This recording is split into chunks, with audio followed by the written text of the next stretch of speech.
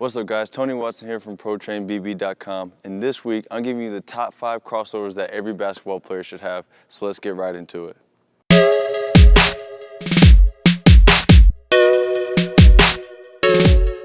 Alright guys, so the 5 moves I'm about to talk to you about today are 5 moves that are very efficient and it's going to make you a better player overall because you won't be out here taking a ton of dribbles and doing a ton of moves in one spot, but yet you'll be using efficient, explosive, elite moves to get you where you want to go on the basketball court. Alright, so the first move, my number 1 move, is a simple hesitation. And the hesitation is good to use when you're in the open court, maybe in a one-on-one situation where you want to freeze the defense and get them off balance, or when you have a trap and you just want to hesitate to see where your openings are, where your teammates might be, and it's a good move basically to do whenever you need to. So let me cut real quick and I'm going to show you guys the breakdown and how to do it full speed. So like I said, the Hesi is a good move to do in the open court, or you can use it as part 1 to a combo move when you're attacking the defender. So how it works is, you're going to be dribbling towards your defender and you're going to pull up with one high dribble and you're going to chop your feet a couple times. Now when you chop your feet, I want you to use this time to read your defender and see if they're backing up or if they're playing you tight. If they back up, you can get into a one dribble pull up. But if they're playing you tight and being aggressive, you can use the next dribble to blow by them and get to the basket or find an open teammate. Another thing I want you to remember is make sure you keep that hand on top or at least behind the ball so refs don't call a carry. If you get that hand underneath, it's going to be an easy call for the referee. Another thing I want you to do is after you hesitate and you realize what you're going to do, make sure you push that ball out on the next dribble, create some separation so you have enough space to do whatever the defense is giving you.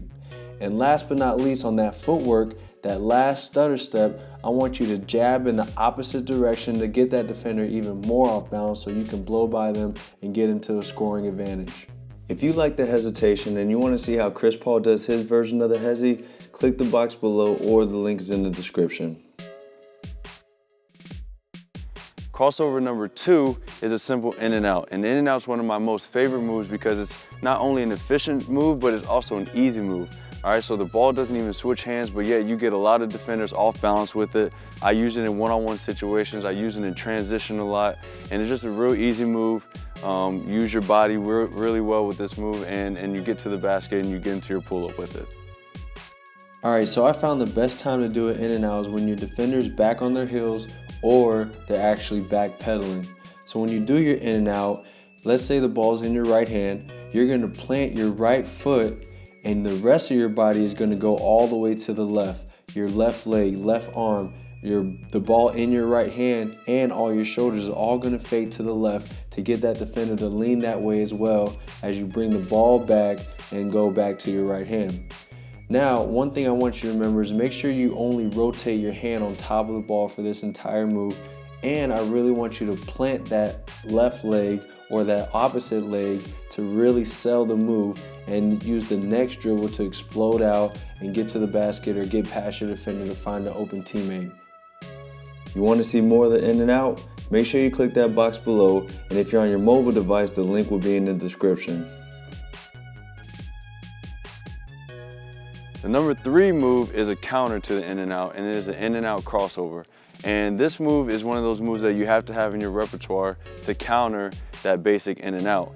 So you should be able to do it like all the other moves in one-on-one situations, even in transition, and it should happen instinctively. So when you do the in and out and you see the defender plays it well, you should automatically go to the crossover. But I'm gonna cut and I'm gonna show you the breakdown of it and how to do it full speed.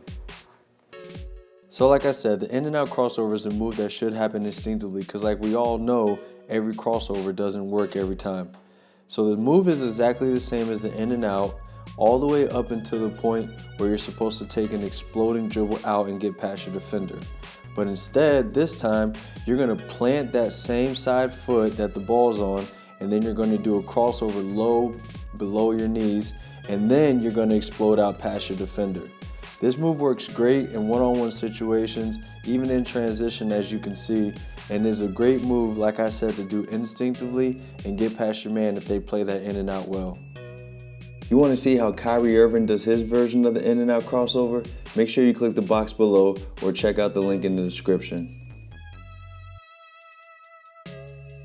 The number 4 crossover is the most iconic crossover in this countdown that every player does and every player has on their highlight tape and all the other mixtapes. You see it all the time, and it's the hanging crossover.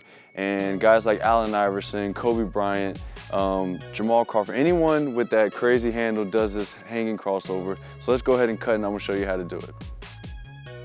All right, so this hanging crossover is a great move because it uses your entire body to sell the crossover and make your defender look silly.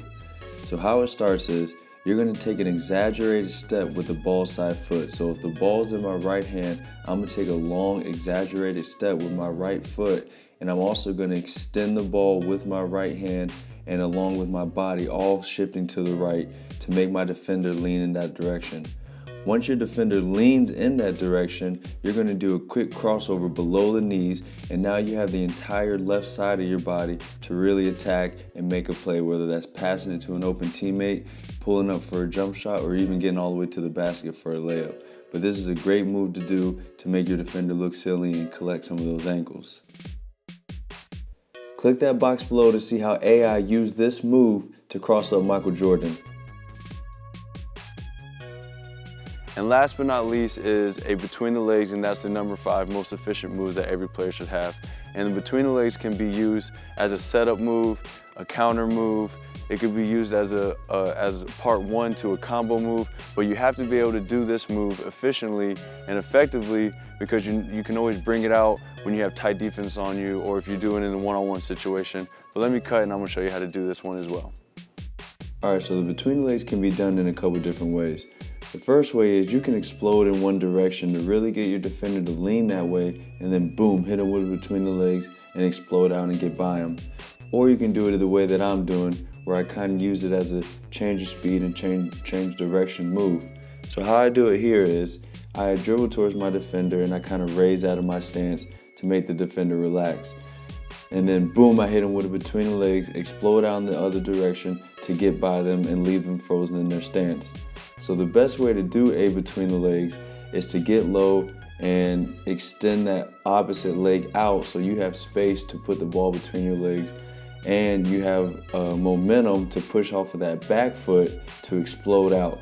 Now once you use this move, your defender might not all the way be beaten, but they're kind of frozen and they're playing catch up. So make sure that next dribble is an explosive dribble out to get by them and find the open play, whether that's shooting a layup, a pull up, or find an open teammate.